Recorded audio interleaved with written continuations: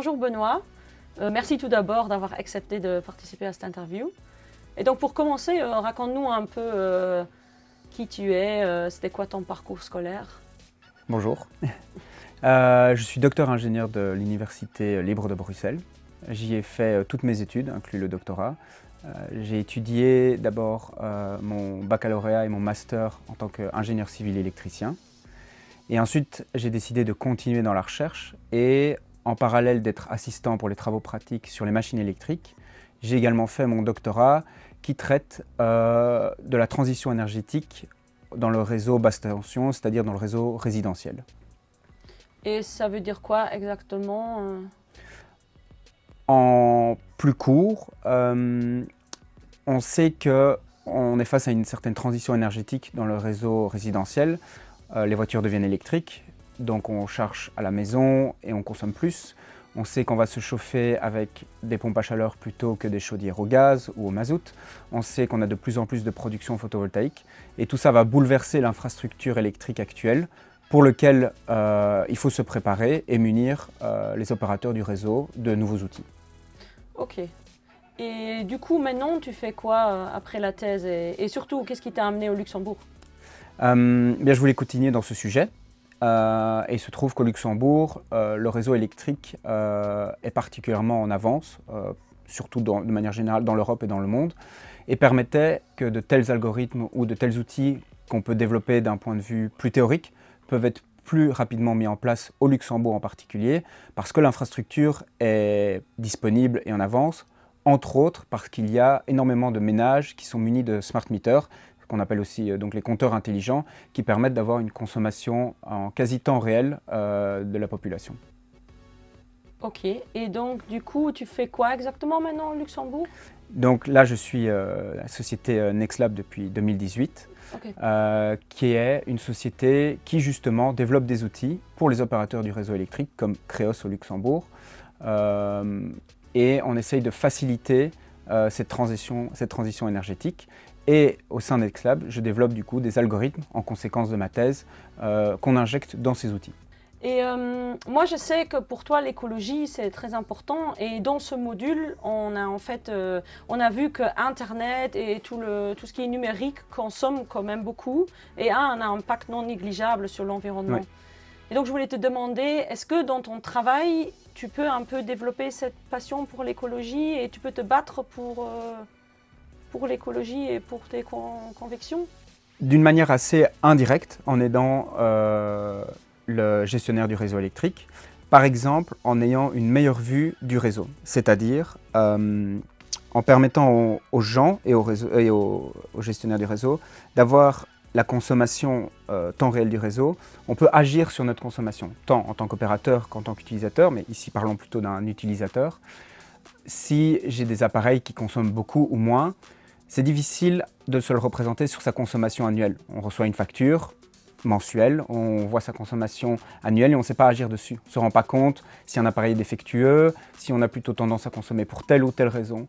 Avec une consommation temps réel et les applications qui le permettent, on peut se dire « Ah, eh bien je vois que je consomme autant en ce moment même » et par le temps réel, on peut agir dessus. Ok, moi j'ai un de ces smart meters à la maison et du coup je t'ai donné accès à mes données. Alors qu'est-ce que tu peux me dire? Eh bien on peut dire beaucoup de choses assez rapidement en fait. Si on regarde par exemple chez toi et qu'on se concentre sur la nuit, déjà je peux voir au moment où tu as coupé les derniers appareils. Si par exemple tu allumes une chaufferette électrique en allant prendre une douche avant de dormir par exemple, dès qu'elle s'est coupée, on sait le voir et voir à quelle heure tu as été dormir. Et inversement, je vois qu'il y a des appareils qui ont consommé à une certaine heure du matin et je peux déduire que vers 7h16, tu as pris ton premier café pour commencer ta journée. Ce qui est relativement tard pour un luxembourgeois d'ailleurs. Ok, mais je comprends pas très bien pourquoi c'est pas à zéro la nuit parce que j'ai l'impression qu'on coupe tout, quoi, quand on va se coucher. Il n'y a plus de lumière qui brille, rien. Ça, c'est la partie justement la plus intéressante à en déduire, qui est la chasse aux watts. On pense qu'en allant dormir, tout se coupe. Oui. Alors on s'est rapidement se dire qu'il y a plusieurs appareils qui tournent. Donc chez toi, si on va regarder, on a plus ou moins 180 watts de moyenne qui sont continuellement allumés pendant la nuit. Alors on peut s'amuser à décomposer ça et se rendre compte que c'est beaucoup plus que ce qu'on ne croit. Si on prend un ménage luxembourgeois moyen, qui est une famille avec des enfants comme toi, ce ménage va consommer environ 5000 kWh par an. Ok, très bien.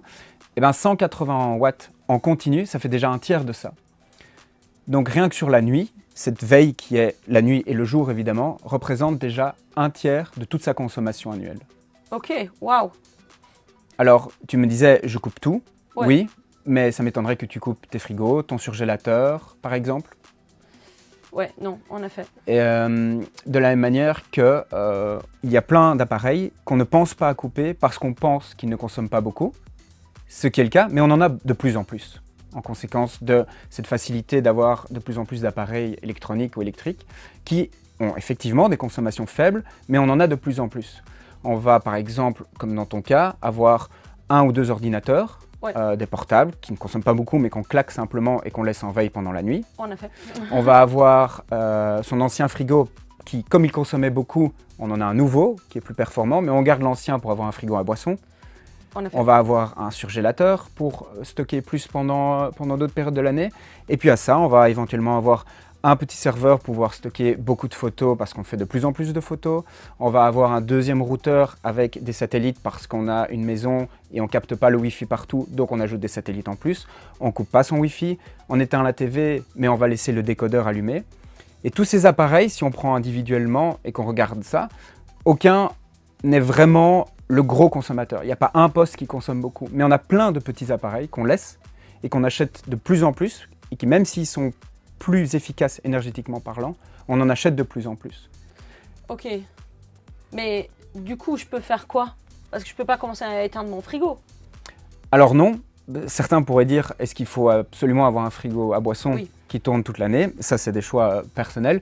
Maintenant, il y a certaines choses auxquelles on peut faire attention, qui est de vérifier qu'on éteint le décodeur. Est-ce que le Wi-Fi doit tourner la nuit? Est-ce que son serveur qui stocke des photos doit être disponible pendant la nuit?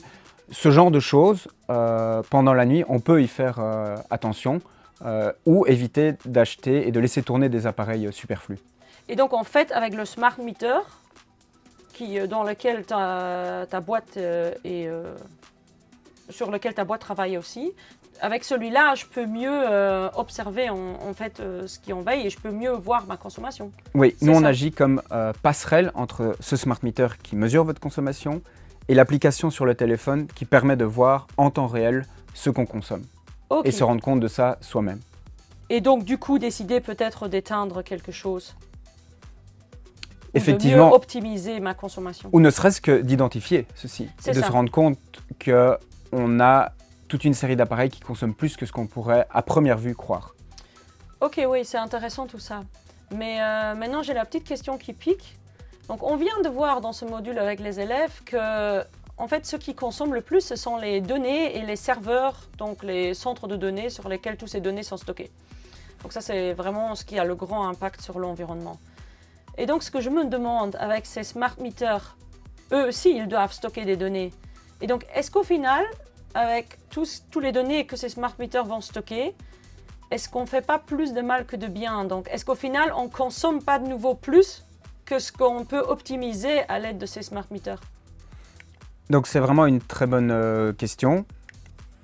Comme tout instrument de mesure, il consomme une certaine quantité d'énergie. Tout comme le fait qu'on achète des vannes thermostatiques pour contrôler le chauffage, on achète des capteurs de température, des capteurs de CO2, etc. Ici, il y a une différence entre du streaming de musique ou de film et un instrument de mesure.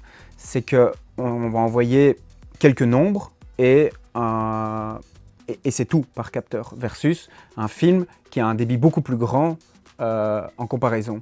Donc si on prend la quantité d'énergie consommée par capteur, elle est vraiment presque négligeable, elle est très petite comparée à du streaming. Oui, ok, tu as raison. Oui, effectivement, mesurer quelque chose, c'est pas du tout la même chose que streamer un film. Et au final, ces mesures nous aident à optimiser notre consommation et ainsi d'agir pour l'environnement. Tout à fait. Bah, super. Je te remercie pour cette conversation. Avec grand plaisir. Merci.